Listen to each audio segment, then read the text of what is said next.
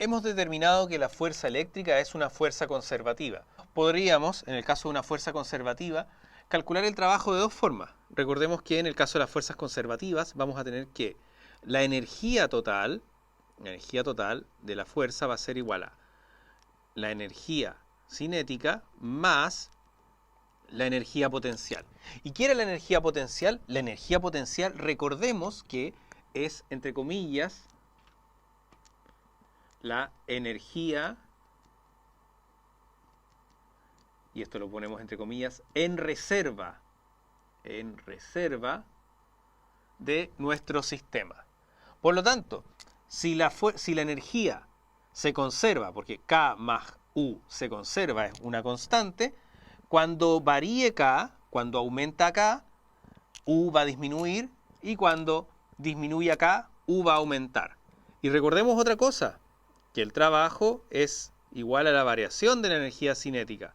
Por lo tanto, a su vez, el trabajo, en este caso, va a ser igual a la variación con signo opuesto de la energía potencial. Recordemos, si la energía cinética aumenta al doble, la energía potencial ahí va a disminuir para que la suma K más U sea un valor constante. No sé, 200 joules, 1000 joules, ahí depende de cada problema.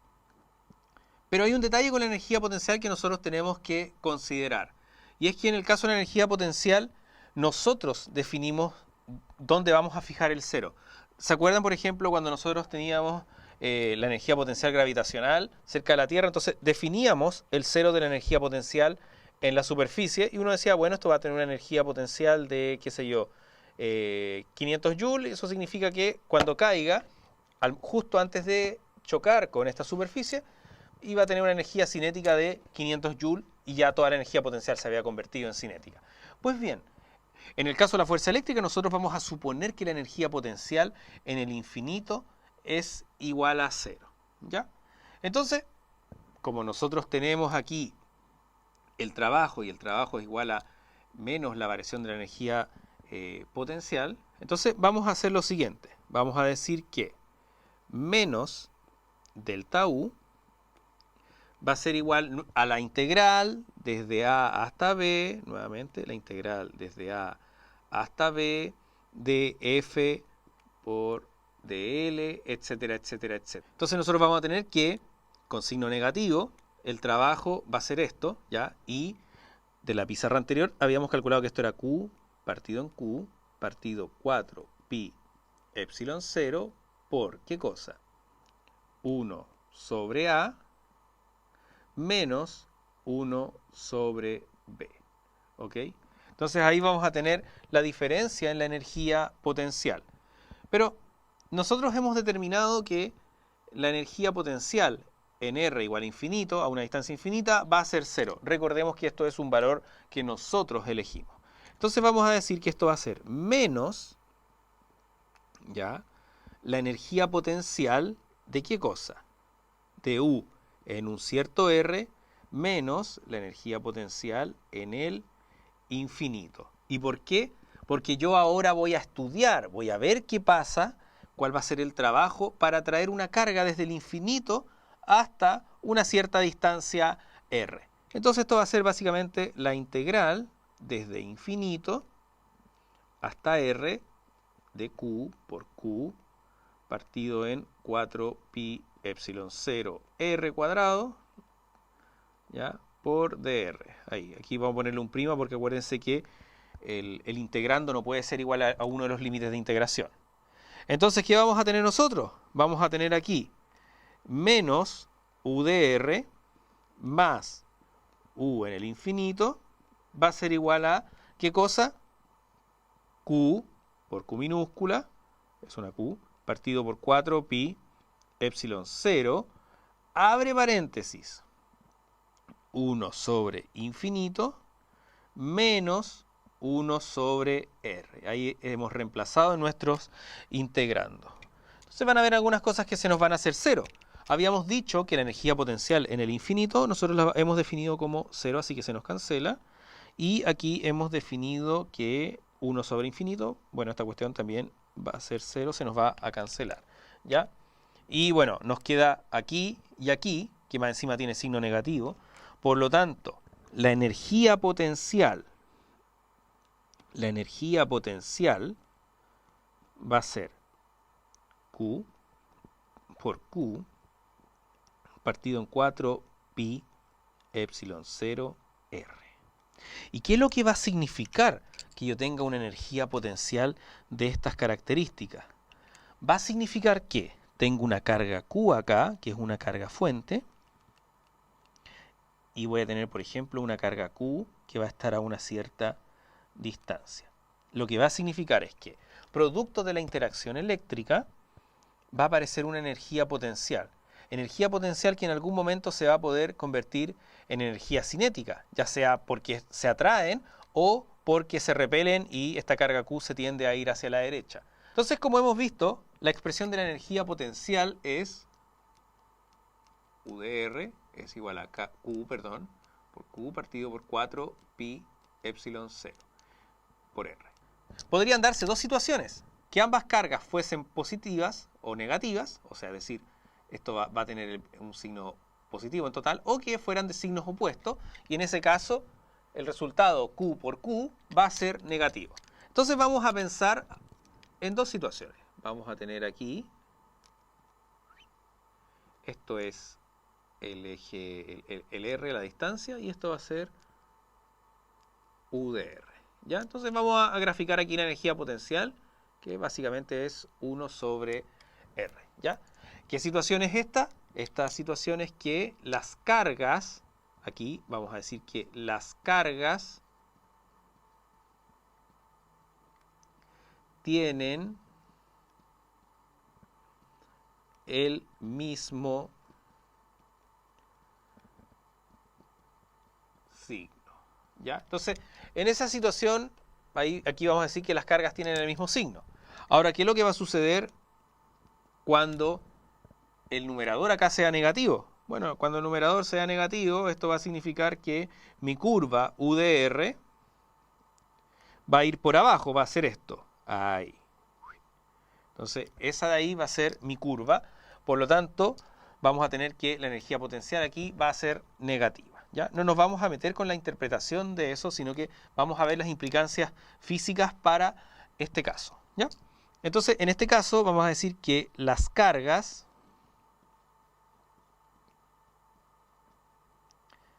tendrán signos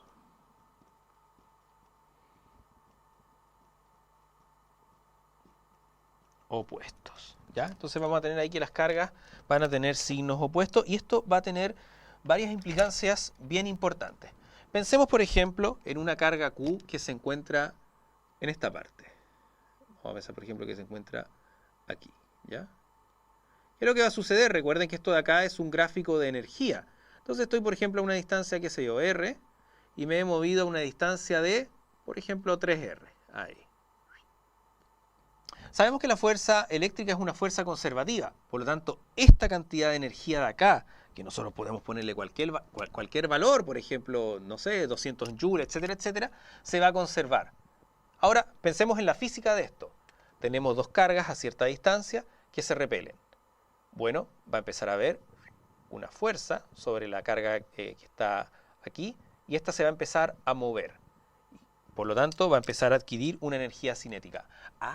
Eso va a significar entonces que si bien la energía potencial va a cambiar, esta se va a compensar con la energía cinética. Esto va a ser, vamos ahí, energía cinética.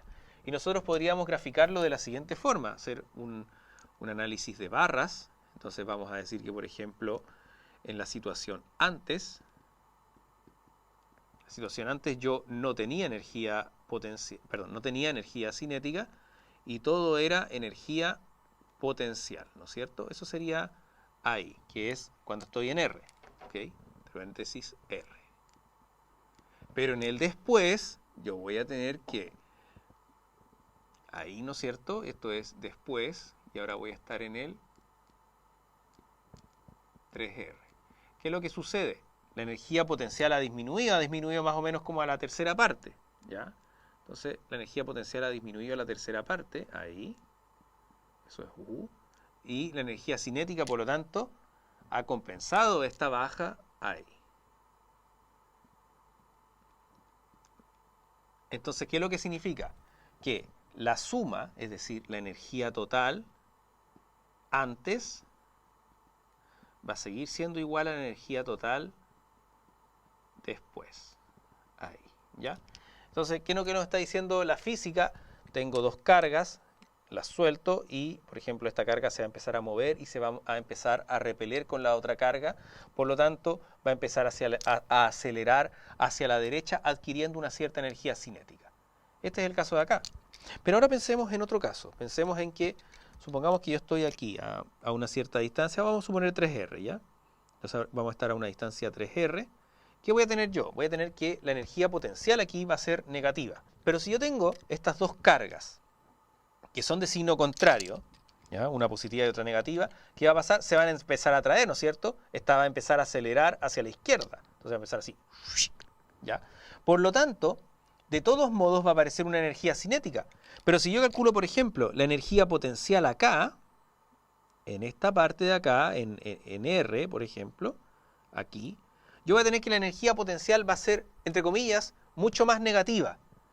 Entonces, ¿cómo yo voy a asegurarme que la energía se compense? Bueno, en ese caso va a aparecer nuevamente una energía cinética, ¿ok? Que va a ser más o menos de este alto, pero ¿hacia dónde apuntando? Apuntando hacia arriba. Entonces, voy a tener eso, ahí. Acá. Eso es la situación del después. ¿Por qué? Porque yo digo, esta energía, por ejemplo, no sé, vale a lo mejor menos 20 joules, va a valer esta energía potencial. Bueno, como esto se ha empezado a acercar, ha ido adquiriendo una energía cinética. Y también va cambiando su energía potencial. A lo mejor esta energía potencial vale menos 50 joules. Chuta, he pasado de menos 20 a menos 50. Bueno, de alguna forma tengo que contrarrestar esto. ¿Cómo? Bueno, la energía cinética, que es la amarilla, va a tener que valer 30 joules. Entonces vamos a dibujar esta situación. En esta situación, entonces aquí vamos a decir antes, pero nuestro antes ahora es en 3R. Y en 3R, ¿qué tengo? Tengo una cierta energía... No tengo energía cinética porque suponemos que nuestra partícula está quieta, K. Y ahora voy a tener una cierta energía potencial, ahí, que va a ser negativa, ¿ya? Y va a tener el valor que yo quiera, ¿ok? Ahora vamos a hacer el después. Después, entonces, en nuestro después, nosotros vamos a tener que... Voy a tener una energía potencial mucho mayor. ¿Por qué? Porque me estoy... O sea, mucho más negativa, perdón. ¿Por qué? Porque me estoy acercando. Así que aquí voy a tener U. Y esta diferencia que se forma acá, se va a compensar aquí arriba. Ahí. Con una cierta energía cinética. Entonces, ¿qué es lo que va a suceder? Nuevamente, vamos a tener que el E antes va a ser igual al E después. Grabando. Entonces, hemos tenido que las consecuencias es que la energía total eléctrica antes va a ser igual a la energía total después, ¿ya? La única situación en la cual va a cambiar esto es que si nosotros le introdujéramos una fuerza externa, ¿no es cierto? Que ahí sería la energía total antes más el trabajo externo va a ser igual a la energía total después, ¿ya? Otro elemento importante a considerar es que la energía potencial, ¿okay?, sobre un sistema va a ser, cuando yo tenga muchas cargas, va a ser K por la sumatoria de Q sub I sobre Q partido en R sub I. Ya aquí estamos haciendo básicamente un sistema con muchas cargas eléctricas. Entonces, la energía potencial de una carga en específico va a venir dada por esto de acá, ¿ya? Es importante que tengan en cuenta que la energía potencial, yo fijo el cero en mi energía potencial, ¿ya? Y un último elemento para ir cerrando este video es lo siguiente, que ¿por qué yo calculé la energía potencial? Porque la energía potencial eléctrica, como hemos visto, depende únicamente del radio. Depende, bueno, y de las cargas que interactúan. K por Q partido por 4 pi epsilon 0 R. La gracia de usar la energía potencial va a ser que en lugar de tener que hacer esta integral que va desde A a B de f punto dl, yo simplemente voy a tener que el trabajo va a ser menos la variación de la energía potencial. Es decir, el trabajo de esto para llevarlo desde A hasta B va a ser simplemente menos U de B menos U de A, ahí, ¿no es cierto? Por lo tanto, esto nos va a quedar que el trabajo va a ser simplemente U de A menos U de B. ¿Y esto de acá es cierto? Sí, es completamente cierto. Pensemos, por ejemplo, en la siguiente configuración. Vamos a tener algo así. Y vamos a tener varias trayectorias. Tenemos nuestra carga Q. Vamos a tener una carga que, por ejemplo, pensemos una carga que va a ir desde acá a acá. Que va a ir desde C hasta D. ¿Ya? Y yo voy a tener muchos caminos. Voy a tener, por ejemplo, el camino más corto, que es básicamente hacer esto. Ahí. Esa va a ser la trayectoria 1. Una trayectoria 2 podría ser irse siguiendo una línea circular, luego volverse, o sea, luego seguir por acá, y luego devolverse. Ese va a ser un segundo camino. Y un tercer camino podría ser irse hasta, qué sé yo, bien lejos y después volver. Ahí. Ese sería un tercer camino. Entonces este va a ser el camino 1, este va a ser el camino 2 y este va a ser el camino 3. Una de las cosas relevantes de las fuerzas conservativas es que va a dar exactamente lo mismo por donde yo me vaya. El trabajo eléctrico no depende de la trayectoria empleada.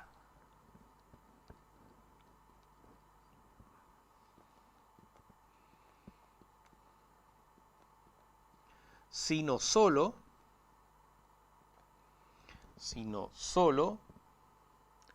de las posiciones